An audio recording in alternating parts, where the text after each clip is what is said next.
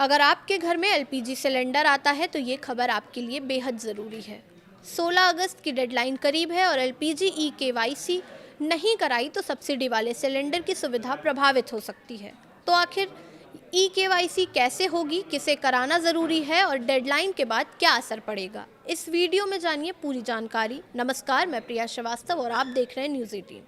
LPG cylinder इस्तेमाल करने वाले करोड़ों उपभोक्ताओं के लिए ये खबर बेहद ज़रूरी है। अगर आपके घर में इंडियन एचपी गैस या भारत गैस का कनेक्शन है तो ई केवाईसी को लेकर जारी अलर्ट को नज़रअंदाज मत करिए। 16 अगस्त की डेडलाइन सामने है। तेल विपणन कंपनियों की ओर से ग्राहकों को संदेश भेजकर आधारित ई केवाईसी पूरा कराने की अपील की जा रही है। कई जगहों पर ग्राहकों को सोशल मीडिया और गैस एजेंसियों के जरिए भी जानकारी दी जा रही है, लेकिन सबसे पहले समझिए कि ई केवाईसी आखिर है क्या।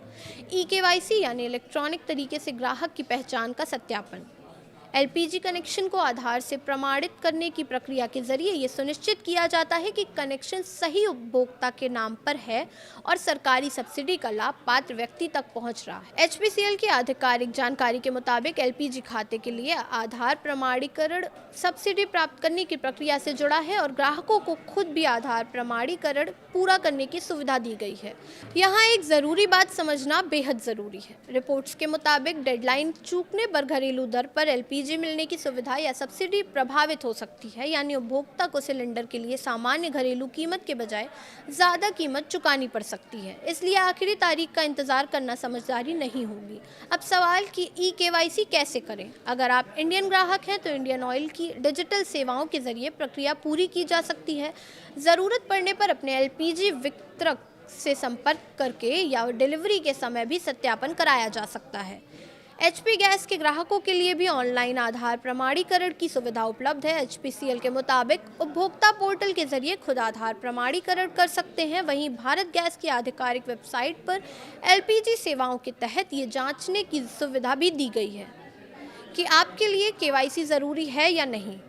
यानी सबसे पहले अपने गैस कनेक्शन की स्थिति जांचिए। अगर ई केवाईसी लंबित है तो उसे जल्द पूरा कर दीजिए।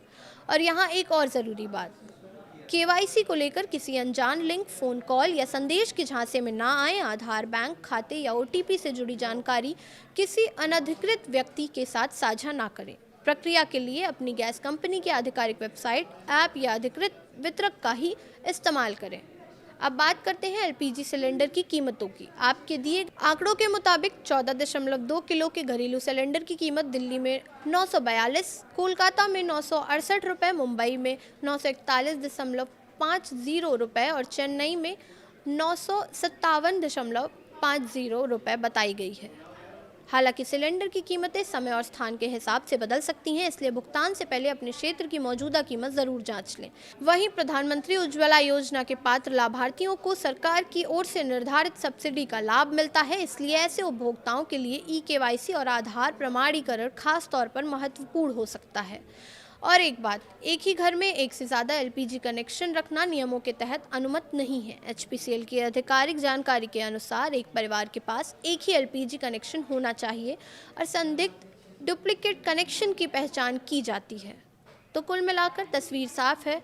16 अगस्त की तारीख को याद रखिए और जल्द से ई केवाईसी करवा लीजिए। फिलहाल इस वीडियो में इतना ही। ऐसे ही और वीडियोज़ के लिए देखते रहिए न्यूज़ 18।